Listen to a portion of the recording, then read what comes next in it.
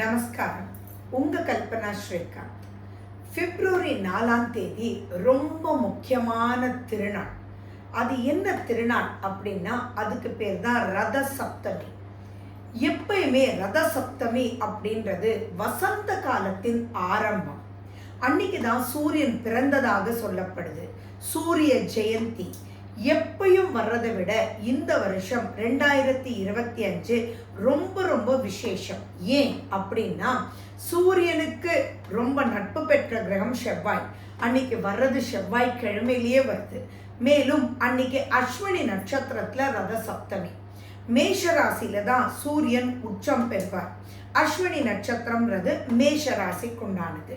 So ரொம்ப பிரகாசமான இந்த நன்னாளில் எல்லாருமே பயன்படுத்திக்கணும். நம்ம ரத சப்தமி அப்படின்னாலே அங்கே குளியல் ஸ்நானம் செய்வது தான் ரொம்ப ரொம்ப விசேஷம். அதுக்கு நீங்க செய்ய வேண்டியது முதல் நாளே வீட்டில் எத்தனை பேர் இருக்கீங்களோ அத்தனை 7 எருக்க இலை எடுத்துட்டு வந்துடுங்க.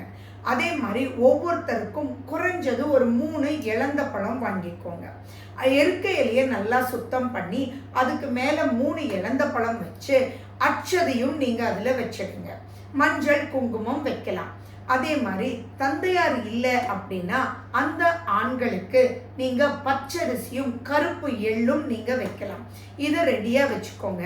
மறுநாள் காலையில், அதாவது பிப்ரவரி 4ஆம் தேதி காலையில் சூரிய உதயத்தின் போது நீங்கள் எழுந்திருச்சு மனசார நீங்கள் பிரார்த்தனை பண்ணி அந்த மஞ்சள் இருக்கக்கூடிய இழந்த பழமும் மஞ்சளும் இருக்கக்கூடிய அந்த எருக்க இலைய தலையில் வச்சு 2 எருக்க இலைய ஷோல்டரில் வச்சு 2 எருக்க இலைய கைகளில் வச்சு 2 கால்களில் வச்சு மனதார சூரியனை நினைச்சு நீங்கள் பிரார்த்திச்சு நீங்கள் குளிக்கணும். இந்த மாதிரி செய்கிறதுனால பல நன்மைகள் நீங்க பார்ப்பீங்க, உணர்வீங்க. இது நம்பிக்கைன்ற ஒரு விஷயம் இல்லை, இது உணர்வது தான். இது உணர்ந்தாதான் நீங்க இதுக்குள்ளேயே போக முடியும். அவ்வளோ விஷயங்கள் உங்களால இதுல உணர முடியும். என்னென்ன உணர முடியும் அப்படின்னா ஆரோக்கியம் அப்படின்றது ரொம்பவே சீராகும். அண்ட் இது பிரகாசமான ஒளியை கொடுக்கக்கூடியது. எப்படி அப்படின்னா சயின்ஸ் படி பார்த்தீங்கன்னா உங்களுக்கு சூரியன் தெற்கு நோக்கி போயிட்டு இருப்பார். இப்போ மாறி வடக்குல போக ஆரம்பிப்பார். இதுதான் தட்சிணாயனம் உத்தராயணம்னு சொல்றது. ஸோ உத்தராயண புண்ணிய காலம் ஆரம்பமாகக்கூடிய இந்த நன்னாள் தான் உங்களுக்கு ரத சப்தமி. தை அமாவாசையிலிருந்து 7ஆவது நாள் அதுதான் சப்தமி. அதுதான் ரத சப்தமின்னு கொண்டாடப்படுது. நீங்க இந்த குளியல் முடிச்ச உடனே உங்க வீட்டில் சூரியன் படுற இடத்துல செம்மண் போட்டு நல்லா அலங்கரிச்சு அதுக்கு மேல அரிசி மாவுல நீங்க தேர் வரைஞ்சிடுங்க. முடியும்னா 7 குதிரைகளோட வரையலாம், அல்லது ஒரு தேர் உங்களுக்கு தெரிஞ்ச மாதிரி ஒரு தேர் வரைஞ்சு அதை நல்லா சந்தனம் குங்குமம் மஞ்சள் வச்சு அலங்கரிச்சு சிகப்பு நிற மலர்கள், சூரியனுக்கு உகந்த செம்பருத்தி தாமரை மேலும் உங்களுக்கு தெரிஞ்ச சிகப்பு நிற மலர்களால் அங்க அலங்கரிச்சு நீங்க ஒரு நெய்வேத்தியமாக சக்கரை பொங்கலும் உளுந்து வடையும் ரெடி பண்ணி வச்சுக்கோங்க. அதே மாதிரி கோதுமையிலான எந்த ஒரு உணவாகவும் இருக்கலாம். சப்பாத்தியா இருக்கலாம், கோதுமை சுண்டலா இருக்கலாம், இல்லை கோதுமை சாதமா இருக்கலாம்.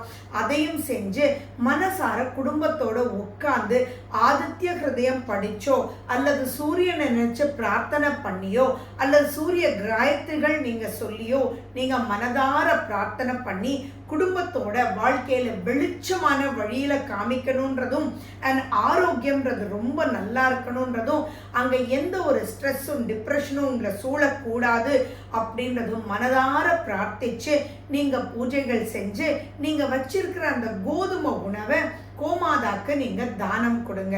இந்த மாதிரி செய்யும் போது நீங்க ரொம்ப புத்துணர்ச்சியோட வேலை செய்யறதுக்கு இது ரொம்பவே உதவும்.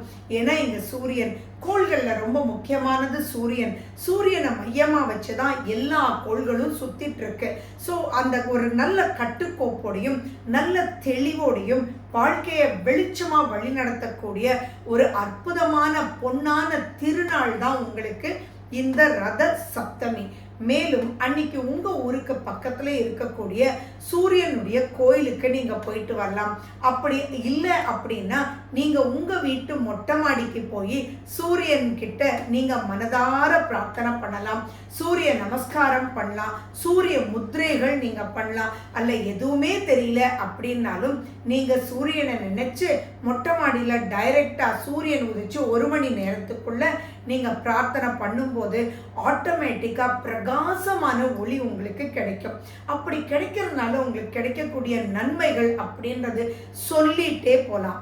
அதுல சிலது அப்படின்னு எடுத்துக்கிட்டோம்னா மனதளவுல ரொம்ப தெளிவா இருப்பீங்க, திருப்தியான ஒரு மனோநிலை கிடைக்கும், வெளிச்சமா இருக்கும். அப்ப எது ரைட் எது ராங் அப்படின்றத நீங்க உணர்ந்து உங்களை கையை பிடிச்சி ஒருத்தர் கூட்டிட்டு போற மாதிரி இருக்கும். அதே மாதிரி ஆரோக்கியத்துல இன்னைக்கு நிறைய பேர் கஷ்டப்படுறது vitamin D deficiency, calcium deficiency. இந்த டிஃபிஷியன்சி எல்லாம் உங்களுக்கு அன்னைக்கு எக்கச்சக்கமா ஃபுல்ஃபில் ஆகிறதுக்கு ரொம்ப சூப்பரான ஒரு காலகட்டம்.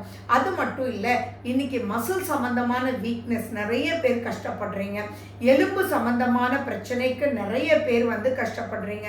அதே மாதிரி முதுகு வலிக்குது, எலும்பு சம்பந்தமான பிரச்சனைகள், ஆஸ்டியோபோரிஸ், இதெல்லாம் ஸ்கின் அலர்ஜி, இதெல்லாம் இருக்கிறவங்க கண்டிப்பா இதை தவற விட்டுறாதீங்க. ஏன்னா ரத சப்தமி, அதாவது தை அமாவாசையிலிருந்து 7வது நாள், அதுதான் ரொம்ப முக்கியமான ஒரு திருநாள். அன்னைக்கு சித்த யோகத்தோட இருக்கு. ஸோ நீங்க இந்த மாதிரி பண்ணும்போது சைனஸ் இருக்கிறவங்களுக்கு ரொம்ப நல்ல பெனிஃபிஷியலா இருக்கும். அதே மாதிரி இப்போ தட்சிணாயன காலத்துல தான் நீங்க எல்லாருமே சைனஸ் சம்பந்தமான பிரச்சனை, ஏன் லங்ஸ் சரியில்லை, ஆக்சிஜன் பத்தலை, மூச்சு விட முடியல, இவங்க எல்லாருக்குமே இது ஒரு பொன்னான ஒரு திருப்பு முனை. நீங்க இந்த சின்ன விஷயத்த பண்ணும்போதே பார்த்தீங்கன்னா அப்பா நெகட்டிவ்ல இருந்து டோட்டலா ரிலாக்ஸ் ஆயாச்சு, அப்பா என்னமோ தெம்பு வந்திருக்கு அப்படின்னு சொல்லி பாசிட்டிவான வழியில நீங்க கால் எடுத்து நடக்கிறது உங்களுக்கே புரியும். ஸோ இவ்வளவு ஒரு சின்ன விஷயத்தினால இவ்வளவு பெனிஃபிட்ஸ் அந்த ரத சப்தமி அன்னைக்கு இருக்கு. ஸோ வீட்டில் இருக்கிற எல்லாருமே கூடி இதை அனுபவிச்சு வாழ்க்கையில பிரகாசமான வழியில நீங்க போகலாம். அதே மாதிரி நீங்க எதெல்லாம் ஆரம்பிக்கணும்னு நினைக்கிறீங்களோ இந்த ரத சப்தமி அன்னைக்கு நீங்க நல்லாவே ஆரம்பிக்கலாம்.